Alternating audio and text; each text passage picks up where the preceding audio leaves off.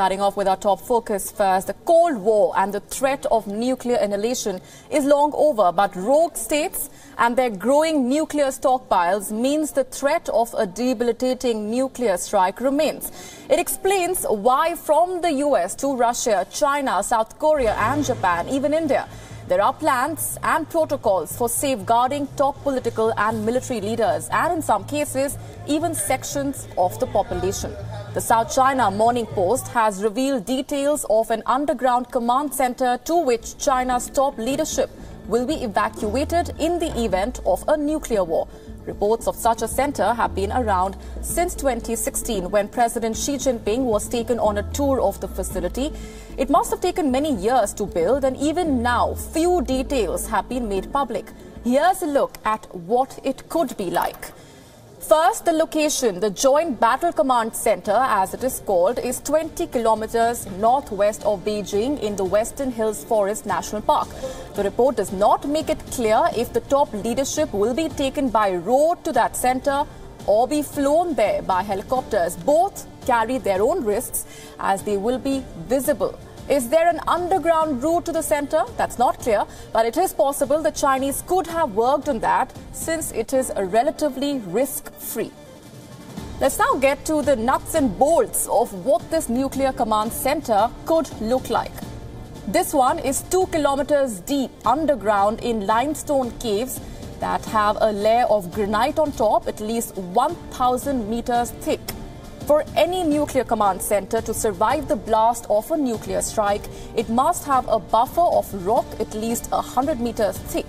In that sense, this command center seems pretty secure. The center has access to water from surface lakes, from rain and snow. Underground water courses are fed by at least 3 sources, ensuring adequate supply. Of course, filtration plants are required. It probably has ventilation systems to clean radioactive pollutants flowing in from the surface.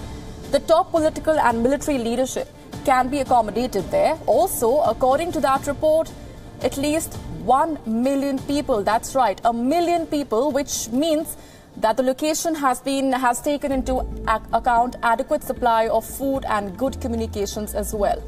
The last is crucial as the operations of China's 5 theater battle commands will be controlled and coordinated from here. All intelligence collation will be done here, including probably monitoring of satellites and contacts with friendly foreign powers and allies. This may not be the only command center of its kind. China is known to have built nuclear shelters since the 1950s. And while many have been abandoned or turned into tourist sites, the location of others remains classified. Let's get in further perspectives now from WION's senior editor Surya Gagadharan joining us from the newsroom this evening. Good evening, Surya. What do you make of the timing of these reports detailing the plan that China has in event of a nuclear strike?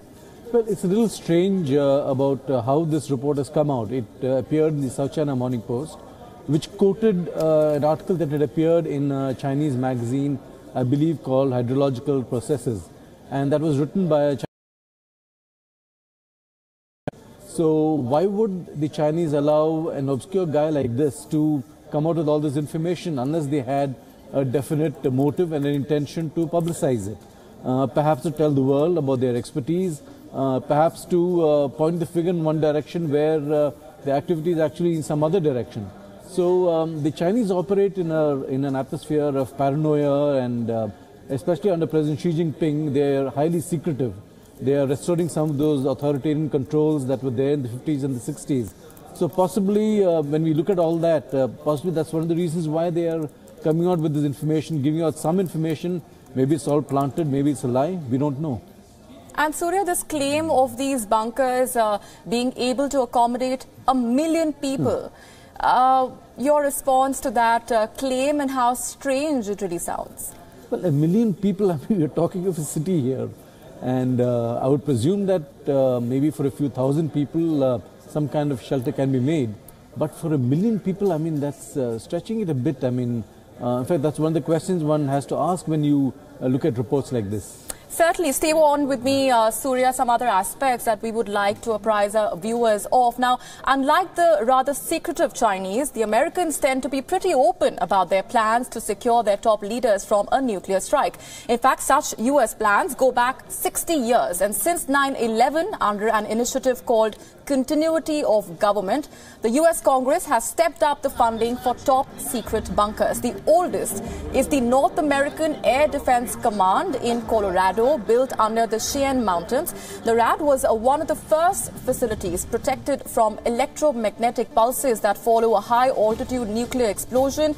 It has 5 chambers to hold stocks of food and fuel, even an underground lake, and adequate space to accommodate 1,000 people for a month. It's expensive to operate, around $250 million a month, but since 9/11, the U.S. government has spent $700 million upgrading its communications and computers, and another $15 million in expanding space for its staff.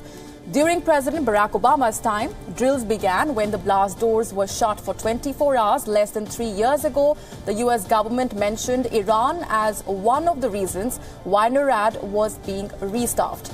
Then there's the Raven Rock near Camp David in North Carolina, built to ensure the safety of the top military leadership.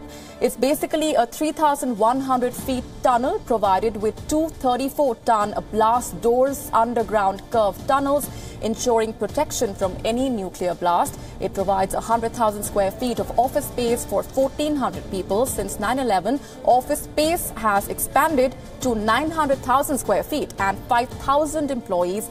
No families, of course. Going back across to Surya, how surprising do you find each of these aspects, given how open the United States has been about its plans to safeguard its top leadership in the event of a nuclear strike, and more so since 9/11? Well, the American facilities go back to the 1950s and the 1960s, when there was this entire Cold War going on and there was this whole fear of a nuclear holocaust. So in that sense, what they went and did at that time was you could understand why they did it. But I think it's more interesting, you look at the reasons why now they are refurbishing those same facilities.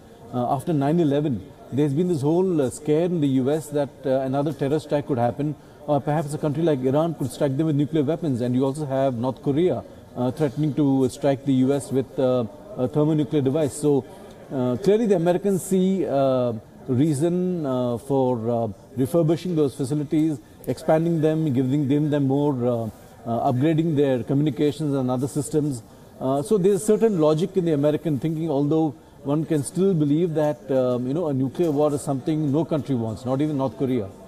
Certainly. And where does India stand in that respect, and how prepared is India? Let's also delve deeper into that aspect. Stay on with me, Surya. India's major cities, including Delhi, are within minutes of flying time of Pakistani missiles. But for all that, it's not clear how exactly secure India's top leaders are in the event of a Pakistani nuclear strike. Since 2003, there have been reports of plans to build 2 nuclear blast-proof bunkers, one below the South Block, which houses the Prime Minister's office, and another possibly below the Prime Minister's residence. There were also reports of a nuclear shelter within 400 kilometers of Delhi. This could have been anywhere in Uttar Pradesh or Rajasthan or even Madhya Pradesh. When the Delhi metro was being built, it was speculated that the underground sections could serve as nuclear shelters, but nothing has ever been confirmed. The National Disaster Management Agency has a 170-page booklet, which is a guide to nuclear and radiological emergencies. But these are for emergencies of lower magnitude, such as a reactor meltdown or even dirty bombs. But India has developed shelters for chemical, biological, radiological or nuclear attacks.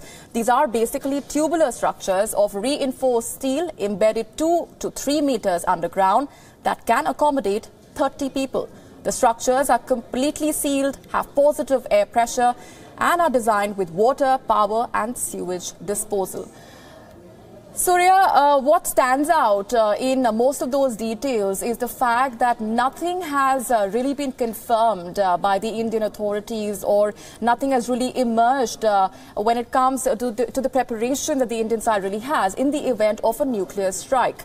Would it be safe to say that this confirmation perhaps is to not give out too many details about the plans that the Indian government has? Or on the flip side, do we buy that claim or the argument that this is only with the intention to keep all these plans under wraps?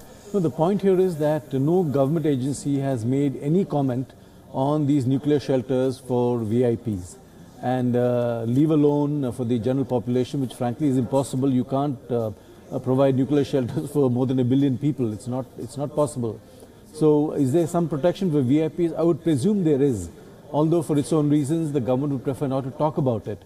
But these reports about shelters below South Block, perhaps under the DRDO building, perhaps somewhere on the Racecourse Road where the Prime Minister's residence is, they've been current for quite some time. They've been around for many years. And again, there's no confirmation. Perhaps the government wants it that way, and perhaps most people couldn't care less otherwise. I mean, a nuclear war is something which is not seen as possible, at least perhaps in an Indian context, although we do have a nuclear armed neighbor whose nuclear weapons continue to proliferate.